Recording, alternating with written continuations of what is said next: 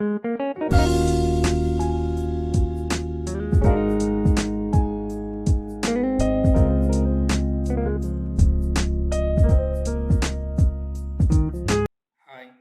this is Hari Krishna. Welcome back. In the last video, we have discussed the student t-test for single mean. In this video, we discuss about student t-test for different means. To test the significance difference between two means of the samples taken from normal populations having means mu1 and mu2, we use the test statistic t equals to x bar minus y bar divided by s into square root of 1 by n1 plus 1 by n2, where x bar is the mean of the first sample of size n1, y bar is the mean of the second sample of size n2, s is the standard deviation. Here the degree of freedom is defined as v equals to n1 plus n2 minus 2 and mu1 equals to mu2.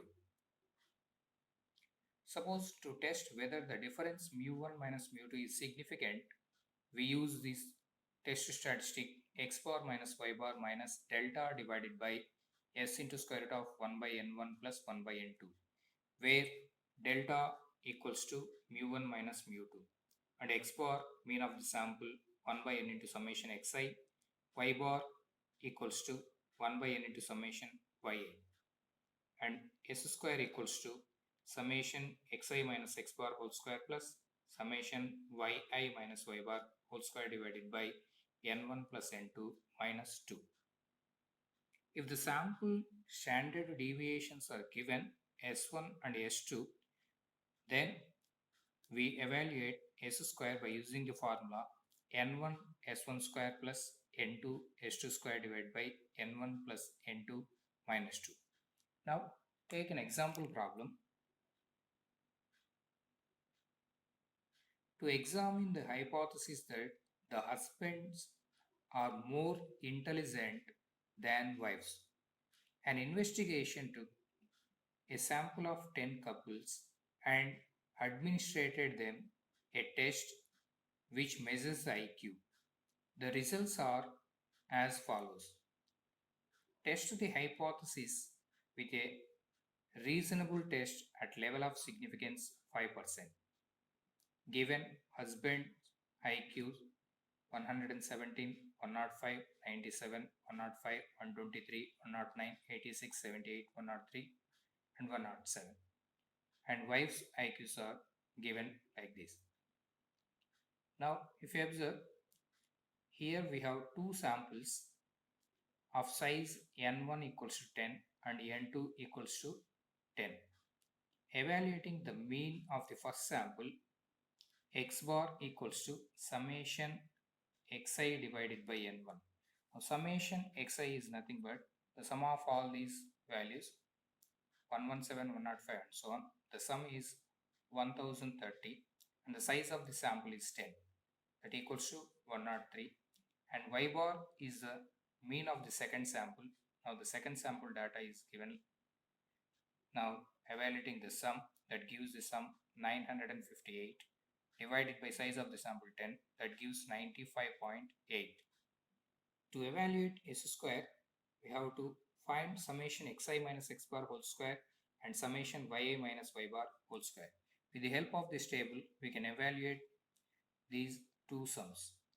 Now, taking xi minus x bar whole square values, here xi is 117, x bar is the mean of the first sample 103. Now evaluating, we get 196, 436 and so on. Similarly, evaluating yi minus y bar whole square, here yi is 106, y bar is the mean of the second sample 95.8, that equals to 100, and so on, we get 121. Now finding the sum of all these values, summation xi minus x bar whole square equals to 1606. Similarly, summation yi minus y bar whole square equals to 1680. Now evaluating s square by using the formula summation xi minus x bar whole square, that is 1606 plus summation yi minus y bar whole square 1680 divided by n1 plus n2 minus 2, 10 plus 10 minus 2. That gives 185.555. From this, s equals to under root 182.55, that equals to 1351. Now coming to the testing hypothesis. Null hypothesis. Null hypothesis always says that there is no significant difference. That is, there is no difference between husband IQ and wife IQ. Alternative hypothesis H1, that is the complement of H0, that says that there is a significant difference between husband IQ and wife IQ. Here we have to compare husband IQ is greater than wife IQ. So this is clearly right tail test. Now the level of significance given that 5%, that is 0.05. The test statistic is tcal equals to x bar minus y bar divided by s into square root of 1 by n1 plus 1 by n2. Just by substituting the corresponding values, x bar is the mean of the first sample 103 minus y bar mean of the second sample 95.8 divided by standard deviation 13.51 into square root of 1 by n1 plus 1 by n2. That gives 1.158. Now tabulated value from t distribution table for the degree of freedom v equals to n1 plus n2 minus 2, that equals to 18, at the level of significance 5%, t tab value is 1.734. Now comparing these two values, tcal and t tab, clearly tcal is less than tcap. In this case, the null hypothesis has to be accepted and alternative hypothesis has to be rejected. That is, null hypothesis is there is no significant difference between husband IQ and wife IQ. Now, coming to the second example. Sample of two types of electric light bulbs were tested for length of life. Given the following data. Type 1, size of the sample n1 equals to 8, sample mean x bar equals to 1234 hours, sample standard deviation s1 equals to 36 hours. Type 2, size of the sample n2 equals to 7, sample mean y bar equals to 1036 hours, sample standard deviation s2 equals to 40 hours. Is the difference in the mean sufficient to warrant that type 1 is superior to type 2 regarding length of life? We have to check. Given sample sizes n1 equals to 8, n2 equals to 7. First sample mean x bar equals to 1234, sample standard deviation s1 36. Second sample mean y bar 1036, sample standard deviation s2 40 hours. If we are given sample standard deviations, then we can evaluate common variance s square equals to by using the formula n1 s1 square plus n2 s2 square by n1 plus n2 minus 2. That equals to n1 is the size of the first sample and s1 square standard deviation of the first sample 36 square plus n2 size of the second sample into standard deviation of the second sample divided by n1 plus n2 minus 2. That gives the 1659.08. Coming to the testing hypothesis, null hypothesis always says that there is no significant difference between two types. Alternative hypothesis, the complement of null hypothesis, we take there is a significant difference between two types. Now, in our problem, given that type 1 is superior to type 2. So, this is the keyword superior. So, alternative hypothesis, we have to take H1 says that mu1 is greater than mu2. Clearly, it is right-tailed test. Now, level of significance is not given. So, we assume level of significance alpha equals to 5%, that equals 0.05. The test statistic tcal equals to x bar minus y bar divided by s into square root of 1 by n1 plus 1 by n2. Now using the corresponding values in this formula, we get tcal equals to x bar, the mean of the first sample 1234 minus y bar, mean of the second sample 1036 divided by s into 40.73 into square root of 1 by n1 plus n2. That gives 9.39. Now, from the t distribution table, for the degree of freedom v equals to n1 plus n2 minus 2, that equals 30 at the level of significance 5%, t tab equals to 2.160. Now, if you observe tcal and t tab, clearly tcal is greater than t tab. Coming to the conclusion, tcal is greater than t tab. So the alternative hypothesis has to be accepted at 5% level of significance. That means the alternative hypothesis says that there is a significant difference between two types. That is, type 1 is superior to type 2.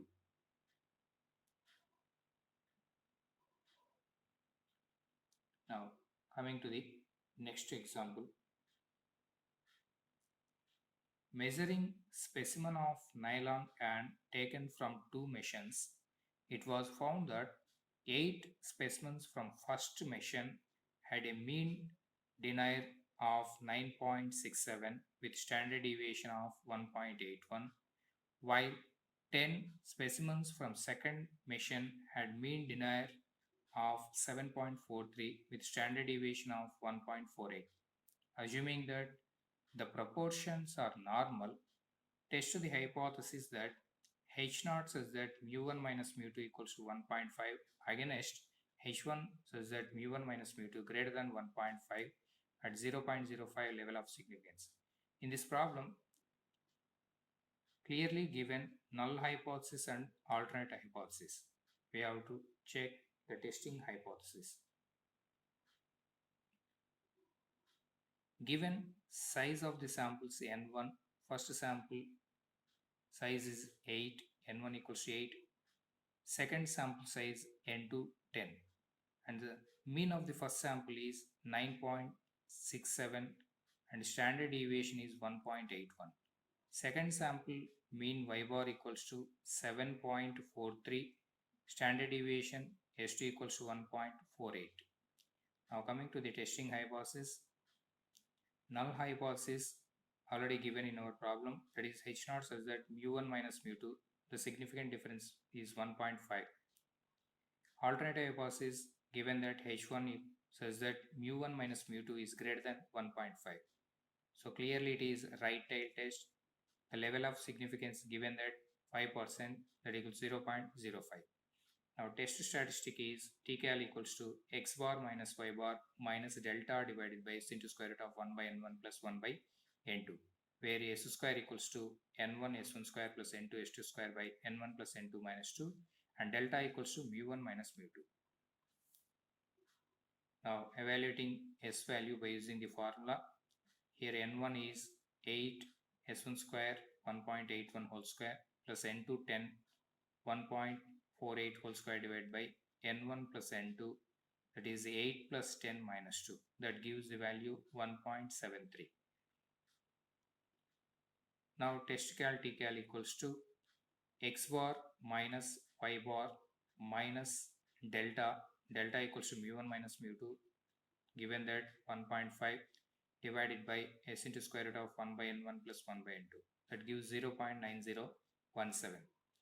Now for the given level of significance alpha equals to 5%, for degree of freedom v equals to n1 plus n2 minus 2 equals to 16, from t distribution table we can observe that t tab equals to 1.746. Now comparing these two values, tcal and tcap, conclusion says that clearly tcal is less than ttab, so the null hypothesis has to be accepted at the given level of significance. Hence mu1 minus mu2 equals to 1.5.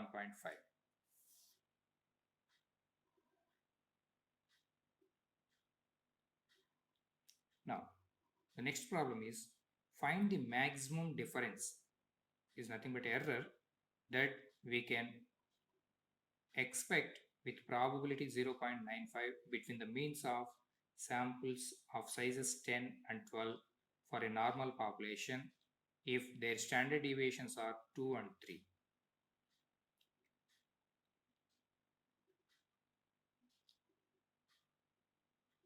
Now Solution of this problem. Given size of the sample n1 equals 10, n2 equals 12, s1 equals 2, s2 equals to 3.